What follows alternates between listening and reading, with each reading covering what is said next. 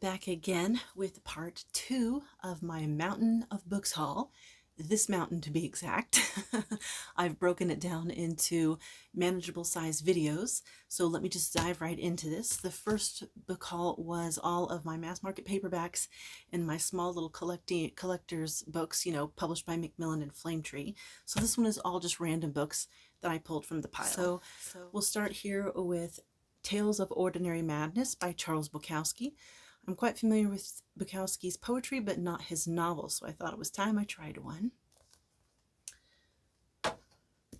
Then here's a purchase I bet you guys have not seen. First Flights to the Moon. It is a collection of short stories edited by my guy, Hal Clement. I plan to read this later on in the year, and I'm very excited about this purchase. It was literally the only one I could find for sale, so... Okay, this next book. So this book I'm not going to read. Zero intention of reading this book.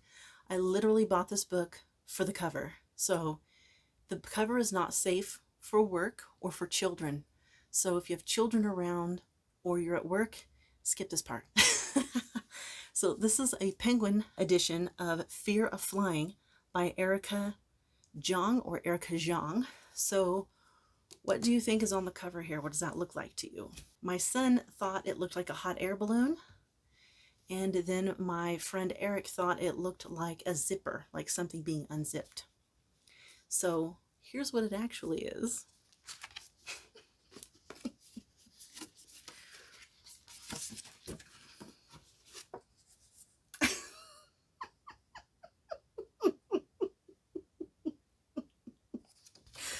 How awful is this cover? I cannot believe Penguin published this. This is crazy. I have that clearly for the novelty of that cover. And then I purchased the novelization of the movie Labyrinth, which was one of my favorite movies when I was younger.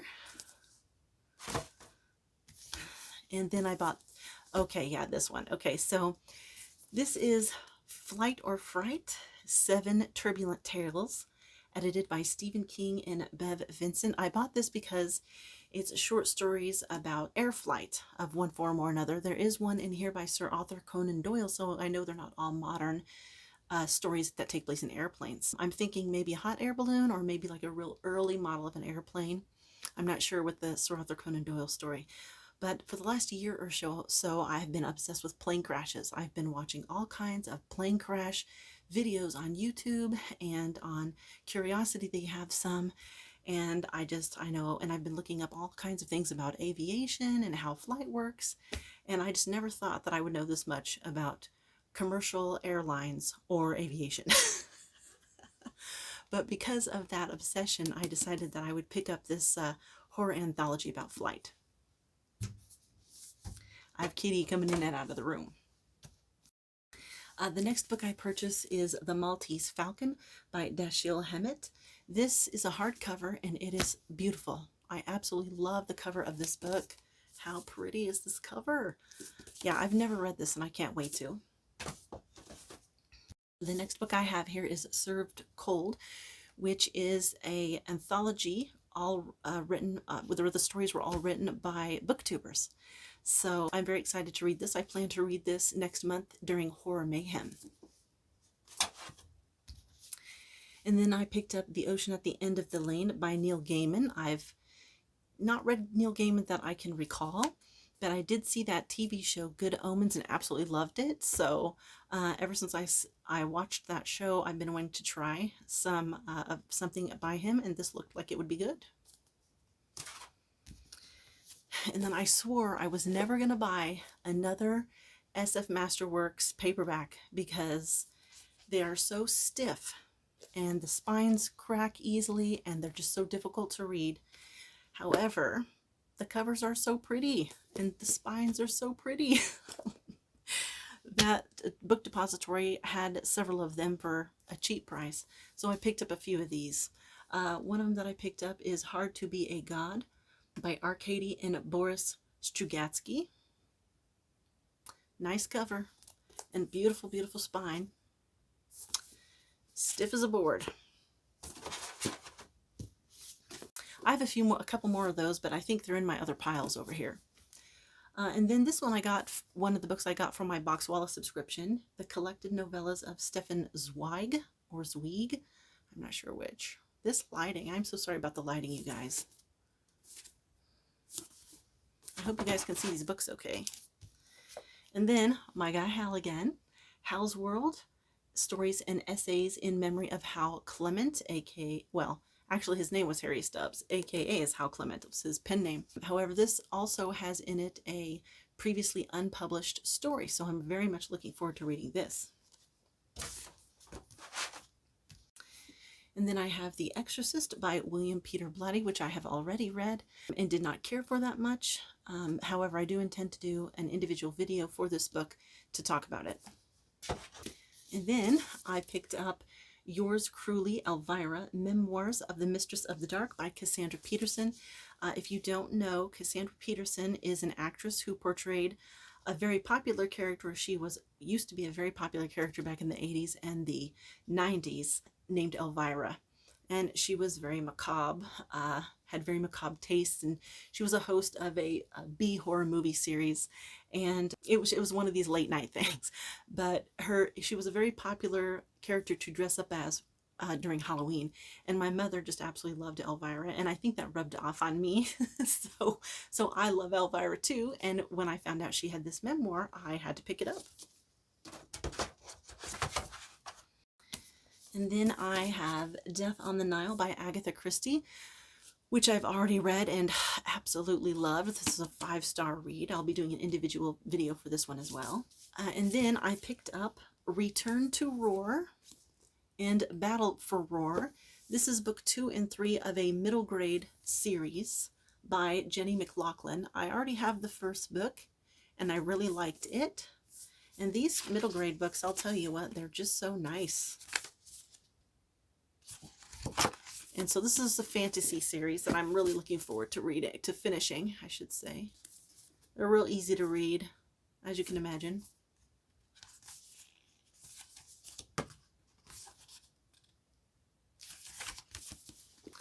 Okay, and then I picked up The Positronic Man, Isaac Asimov and Robert Silverberg. I believe this is based on Bicentennial Man, or vice versa. I don't remember which. But this is a novelization of the movie, so I picked it up for the Future History Project. And if you don't know what the Future History Project is, I'll put a link to Shandi Standfast's video where he talks about that down in my description. And then I have Uncle Tom's Cabin, or Life Among the Lowly by Harriet Beecher Stowe, which you saw a copy of this in my last book haul video because I already purchased this edition. It's a Word Cloud Classic, which is my favorite classic editions. They have the nice vinyl covers and the pretty end papers. I just love these. They always smell so good. Anyways, I forgot I bought this, and so I ended up buying it in the Macmillan Classic as well. So now I have 2 copies. And then this one here is Bid My Soul Farewell by Beth Rivas, which is part of a duology. This is actually a young adult, and I don't usually like young adult, but this duology just happened to sound really good to me. And actually, book 1 is right down here. It's called Give the Dark My Love, and it has something to do with sorcery, and I can't remember what else is about, but I thought it sounded good, and when I had the opportunity to pick up its sequel, I went ahead and got it. And then I have An Astronaut's Guide to Life by Chris Hadfield. Oh, An Astronaut's Guide to Life on Earth, I should say, by Chris Hadfield, who is a Canadian astronaut. So I'm looking forward to that one. And then I picked up Midwinter Blood by Marcus Sedgwick. I don't remember what this is about, but I'm not going to read the synopsis because I will just be surprised when I open it up. Okay, and then The World of Winnie the Pooh. The Complete Tales of Winnie the Pooh. The House at Pooh Corner. Very nice, very heavy edition, I might add. This thing is bonkers. It's so heavy. I wasn't super into Winnie the Pooh when I was a kid, but I like Winnie the Pooh as an adult. Go figure, huh? Oh, I think this might have the original illustrations. No, I don't know. It says decorations in full color illustrations by Ernest H. Shepard. Was he the original illustrator? I'm not really sure. They kind of look like the original illustrations. So they might be. They might be. Okay, and this book was a raging disappointment. So this is called Ships of the Line, edited by Doug Dreiler and Margaret Clark. When I picked up this book, I thought it was going to be pictures of the ships and a whole write-up and description about the ship, what it's used for, how it works, and all that kind of stuff. It's not. This is what it's like through the entire book. Picture on the left, tiny paragraph in the bottom corner, which all it is a quote from one of the movies or the shows. That's all. Every page is like that. That's all there is to it. There's no information about these ships at all. I was so mad. I was so mad when I got this book. This is going to go in a little free library, or maybe I'll take it apart and maybe use some of the pictures around my bedroom or something, but this was a terrible buy. Hugely disappointing. And then this one is YouTube World Records, the world's greatest record-breaking feats, stunts, and tricks. Who knew YouTube put out a record book? I didn't. But my son is super into these kinds of record books, and he likes Guinness Book of World Records and all that kind of stuff. So I actually picked this up for him. I'm going to give it to him for Christmas. He doesn't watch my videos, so he'll never know. How am I doing for time? 12 minutes. Okay. We'll keep going here for a little bit longer. So the next three books are all nonfiction, and they're all by an author named Sam Keene. I don't actually remember what these books contain, but the first one was called Caesar's Last Breath and Other True Tales of History, Science, and the Sextillions of Molecules in the Air Around Us. Sounds like my kind of book. I can see why I bought it. And The Violinist's Thumb, again by Sam Keene. This one and Other Lost Tales of Love, War, and Genius as written by our genetic code. So that also definitely right up my alley. I love anything about genetics. The Disappearing Spoon and Other True Tales of Madness, Love, and the History of the World from the Periodic Table of Elements. That sounds awesome. Yeah, I'll have to remember these books and get them moved up on my TBR. So the next book I got was this special illustrated edition of The Last Witch, which is the first book or the first collection of short stories in the Witcher series by this author whose name I cannot pronounce, and I know that it doesn't sound anything like it looks. So this book was an okay purchase. I like it. It's pretty. I hate that the dust jacket is that gross, soft, velvety stuff. It gets fingerprints on it very easily, and I hate that. So, but I like the art on it. The art's beautiful. I absolutely love that. And it's got nice end papers. The quality of the book is okay. It is not impressive, but it's okay. I mean, look at the... So, you know, I've seen cheaper. But it does have all these nice illustrations in it, which I'll show you some examples of these illustrations here if I can find one. Here we go. There's the Witcher on Roach. Wow, this lighting is terrible. You guys, I'm so sorry about the lighting.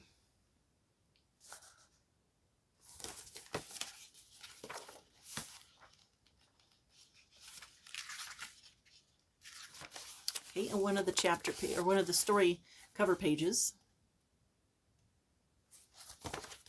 We'll do one more. Ooh, this is a nice one. Okay, so yeah, not completely disappointing, but I wish it had been a little better. Time, 15 minutes. We'll go 5 more minutes and then we'll stop.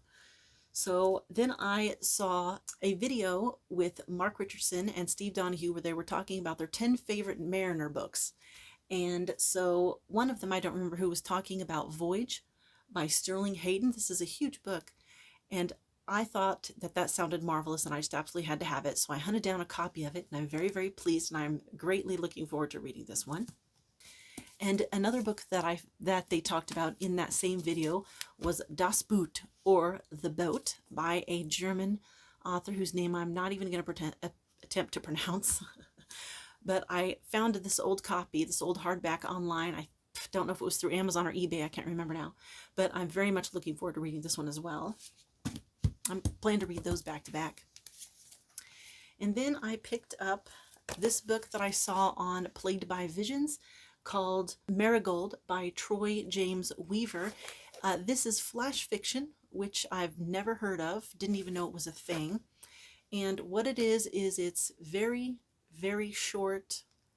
Well, let me show you. There is hardly any words on each of the pages, as you can see.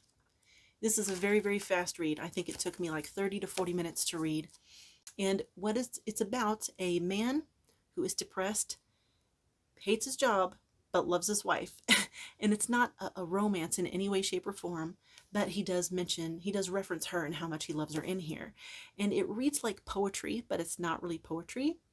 It's very nicely written. I do like it. However, it is a little crude for my tastes. The way he phrases things sometimes is not to my liking. The closest comparison I have is Charles Bukowski. If you like Charles Bukowski, then you will probably like this book as well.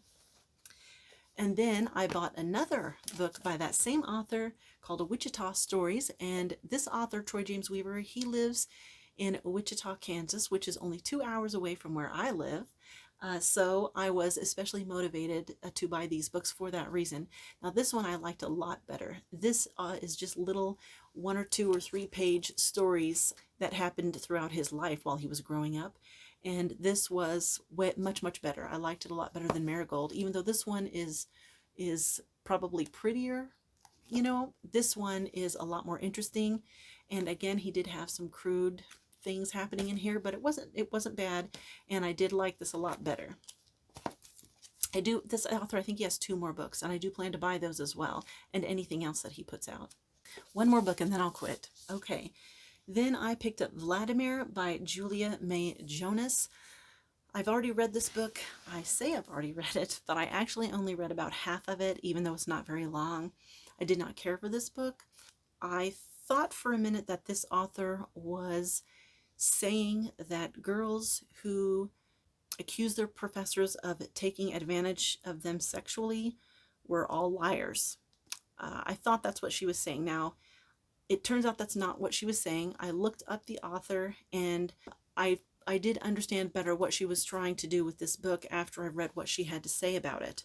However, I didn't like the character at all. I thought the character was a terrible, terrible human being.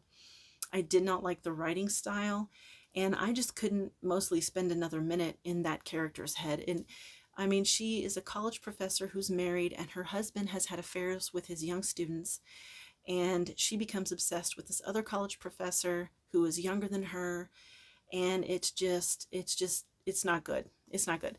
I think somebody would like this book, but not me. Okay, so I'm at 19 minutes, so I'm going to call that the end of this video, and we'll pick up some more books in the next one.